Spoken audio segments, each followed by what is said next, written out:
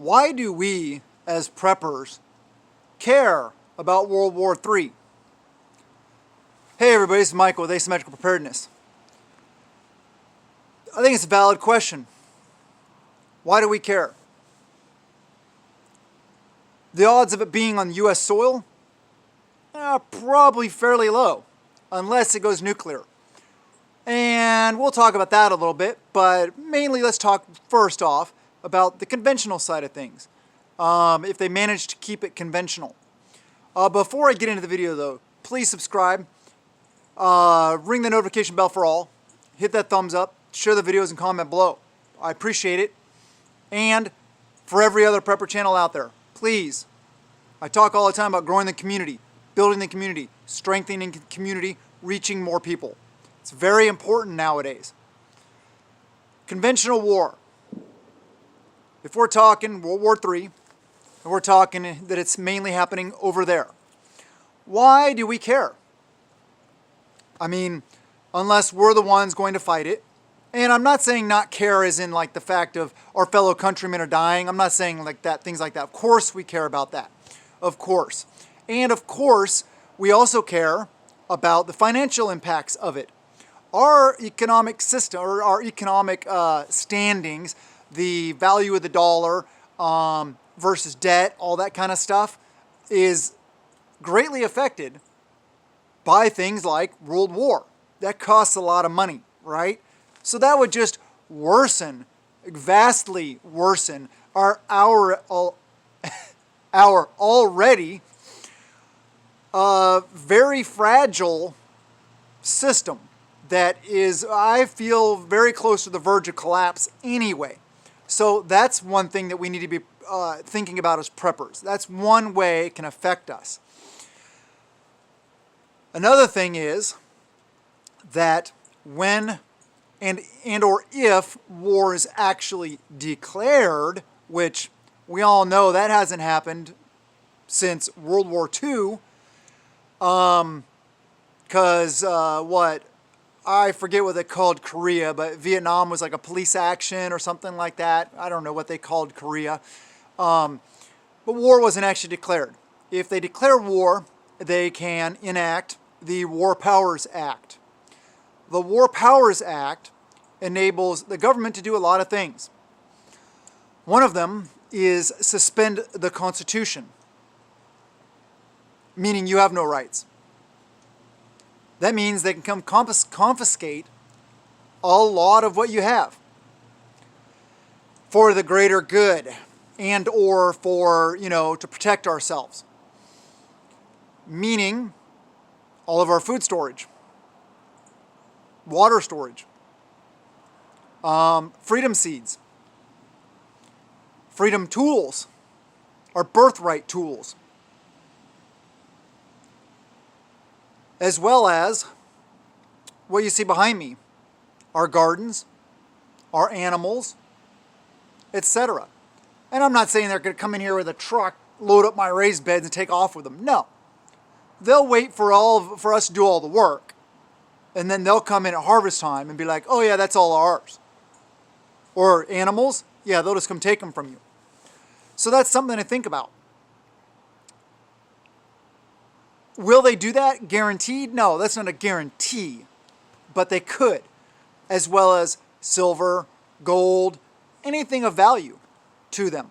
Fuel, if you have fuel storage, lots of different things. As well as you not having rights.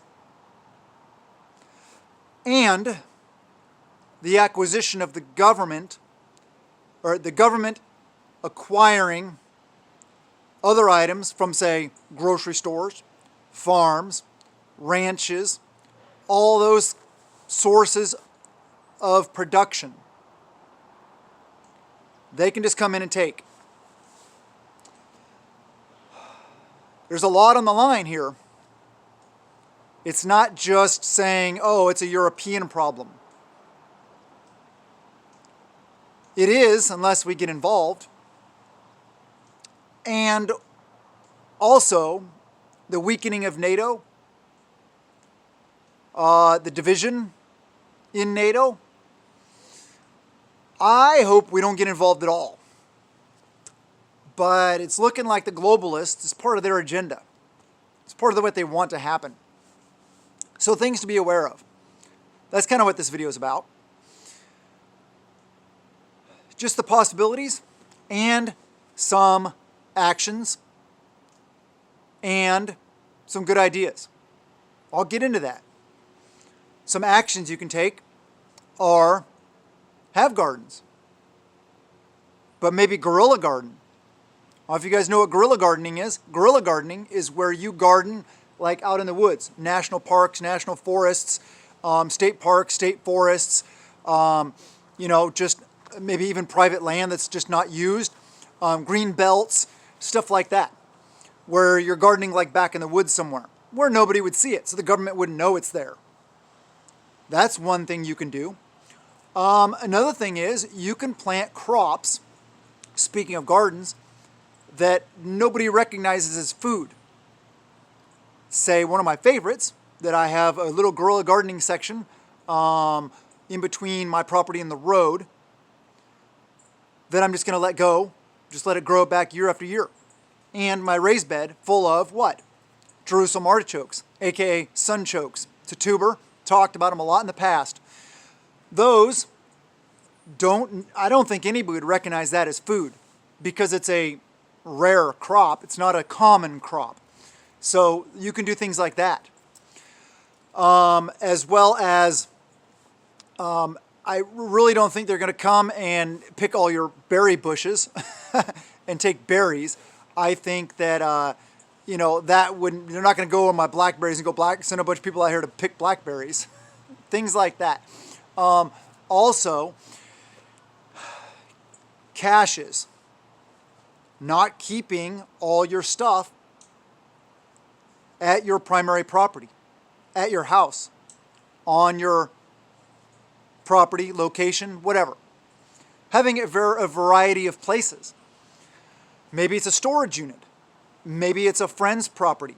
Maybe it's buried out in the woods somewhere that you know exactly where it is.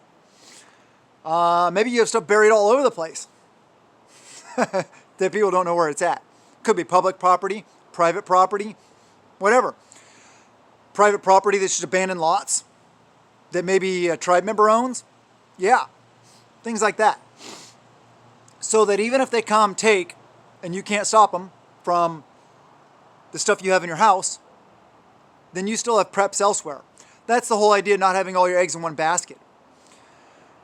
And I mentioned tribe, banding together. One good thing is, if and or when it does happen, and they are rolling around taking people's stuff, well, intelligence is important. Knowing where they are, what direction they're headed, and approximately how much time you have to get your stuff out of there. Maybe say to a tribe member's house. If you don't have any friends or tribe or any other location to put your stuff, well, then you're kind of, out of luck. So the network of tribe is important. The intelligence you gather, the communications networks that you have in place, hopefully, will allow you to have a heads up of what's coming before it gets to your driveway or to your door. That's very important. So World War III will affect us as preppers. Maybe not us directly, going over there and fighting, or maybe not fighting a Russian invasion or a Chinese invasion or something like that. But there are a lot of ways it will. One of them also will be shortages in things that we want and or need. Shortages that are worse than we have now, obviously, because they will be appropriated for the war effort. Saw that a lot in World War II. Back then it was a little bit different because, everybody was on board with it. Now, not so much. I don't think it's the attitude across the United States is nothing like it was in World War II about jumping in and wanting to get involved and supporting our nation and working together. Because for one thing, we're more divided now than we ever have been in the history of our nation.